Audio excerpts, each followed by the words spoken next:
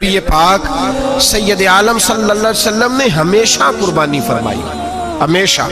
آج تو حضور نے ایک فرمایا، اللہ ہم سب کو حج کی توفیق عطا فرمائے اور بار بار حج کی توفیق دے۔ صحابہ نے 40 حج فرمائے ہیں، 50 حج فرمائے، حضرت فضیل بن عیاض نے 60 حج فرمائے۔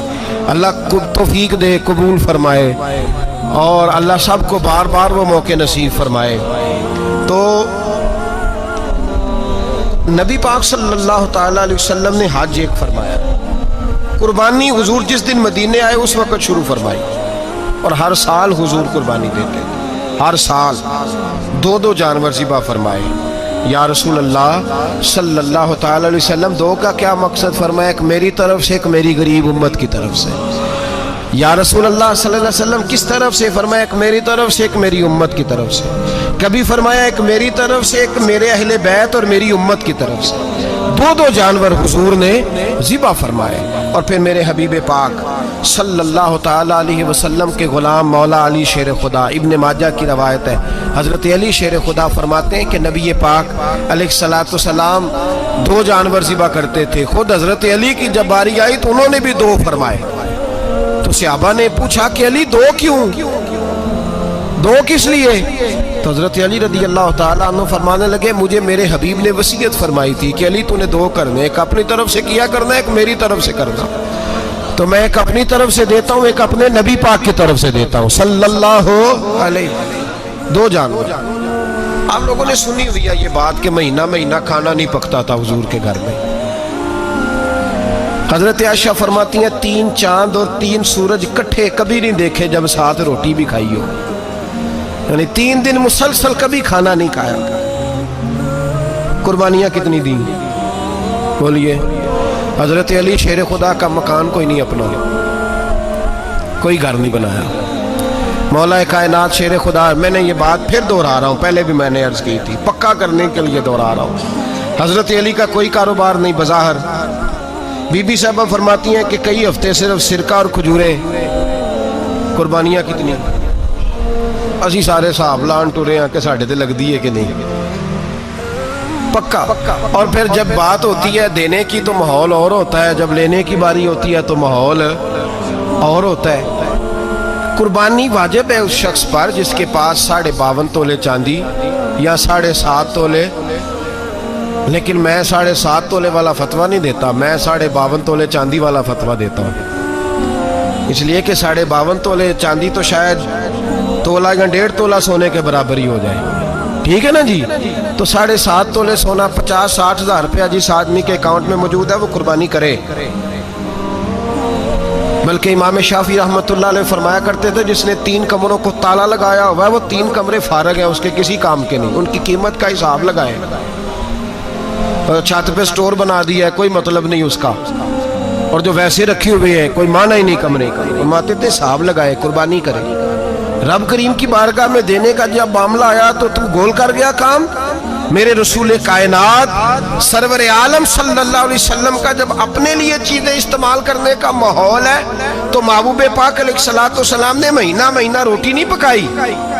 یہاں جو آدمی ہر جمعرات کو 4 کلو بکرے کا گوشت پکاتا ہے اور ہر تیسرے دن مرغی کا گوشت لاتا ہے، وہ قربانی کی باری آتی ہے تو کہتا ہے میرے پہ لگتی نہیں۔ وہ ٹھیک ہے ابا جی لے آئے، ابا جی کی طرف سے قربانی ہے، اس دفعہ ابا جی کی، اگلی دفعہ اماں جی کی، اس سے اگلی دفعہ دادی جی کی۔ او خدا کے بندو، جس آدمی کے پاس پیسے ہیں پہلے اپنی قربانی واجب ہے۔ میری بات کی سمجھ آ رہی ہے عزیزوں کو؟ جو آدمی صاحب استطاعت ہے پہلے کس کی قربانی کرے گا؟ وہ کمائی کرتا ہے، اس کے اپنے اکاؤنٹ میں تنخواہ آتی ہے، ابا جی کے اکاؤنٹ میں نہیں آتی۔ اس نے اپنا بینک بیلنس چوری بھی رکھا ہوگا ابا جی سے۔ پہلے اپنی قربانی کرے، اگر اس کو شوق ہے، دل کرتا ہے تو ایک اور خریدے، پھر ابا جی کی طرف سے کرے۔ اگر اللہ نے توفیق دیا تو ایک اور خریدے، اماں جی کی طرف سے کرے۔ اور اگر اس کے دل کو اللہ ٹھنڈک عطا کرے، سکون کرے، تو پھر اپنے رسول کی طرف سے بھی قربانی دے، پھر اپنے محبوب کی جانب سے بھی قربانی کرے۔ نبی پاک صلی اللہ تعالیٰ علیہ وسلم نے ہر سال 2 قربانیاں دی، 10 سال۔ کل کتنی ہوگی 10 سالوں میں بولیے؟ اور جب حضور حج کرنے گئے نبی پاک نے 63 اونٹ ذبح فرمائے۔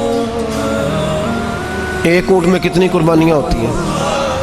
63 اونٹ حضور نے ذبح فرمائے. اور حدیث بڑی مزیدار ہے. حضرت ابو ہریرہ رضی اللہ تعالیٰ عنہ فرماتے ہیں کہ جب اونٹ ذبح کرنے کی باری آئی تو ہم سوچ رہے تھے، پریشان تھے کہ یہ تو بڑا مشکل ہے ذبح کرنا، بڑا مشکل ہے، اس کو تو نہر کرنا پڑتا ہے، گرانا پڑتا ہے، باندھنا پڑتا ہے. سب سے مشکل کام اونٹ ذبح کرنا ہے. تو نبی پاک صلی اللہ علیہ وسلم کی تو عادت کریمہ ہے، اپنے ہاتھ سے ذبح کرتے ہیں حضور.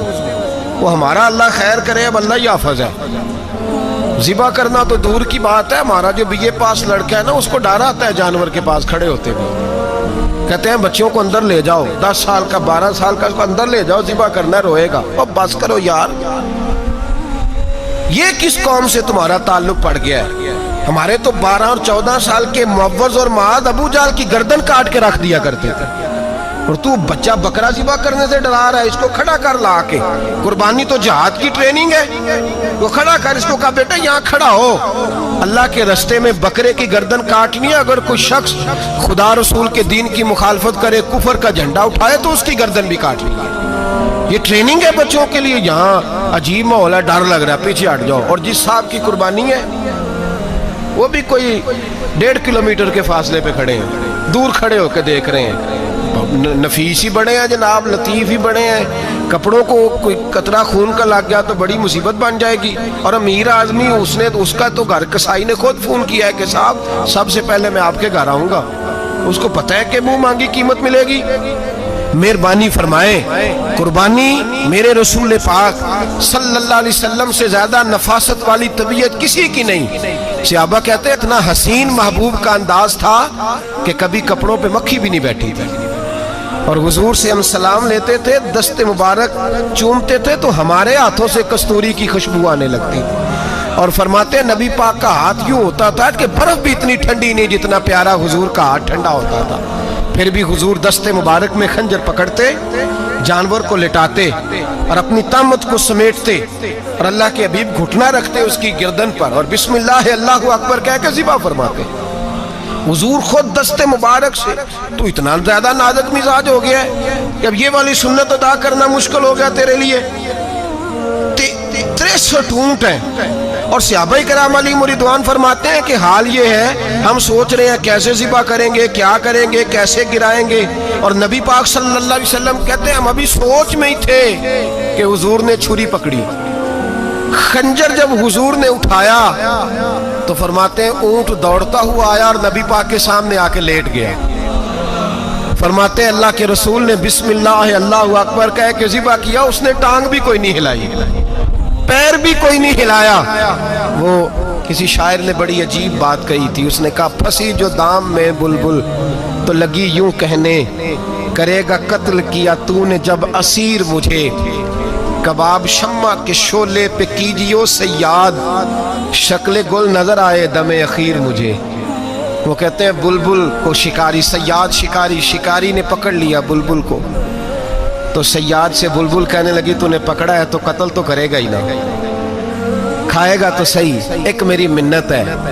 شکاری کہنے لگا وہ کیا؟ تو بلبل کہنے لگی جب تو مجھے ذبح کرے نا اور پکائے تو مجھے پھول سے بڑی محبت ہے. اس طرح کرنا، کوئلے اتنے زیادہ دہکانا، اس قدر زیادہ آگ جلانا کہ ان کی شکل گلاب کے پھول کی طرح سرخ ہو جائے. تو جب تو مجھے ان پر جلائے گا تو مجھے تکلیف نہیں ہوگی، اس لیے کہ محبوب کا چہرہ جو سامنے آ جائے گا مجھے تکلیف نہیں ہوگی. پھنسی جو دام میں بلبل تو لگی یوں کہنے، کرے گا قتل کیا تو نے جب اسیر مجھے، کباب شمع کے شعلے پہ کیجیو صیاد، او شکل گل نظر آئے دم اخیر مجھے. اعلیٰ حضرت بریلوی علیہ رحمہ فرمایا کرتے تھے، فرماتے تھے بڑی تکلیف ہوگی جب جان نکلے گی.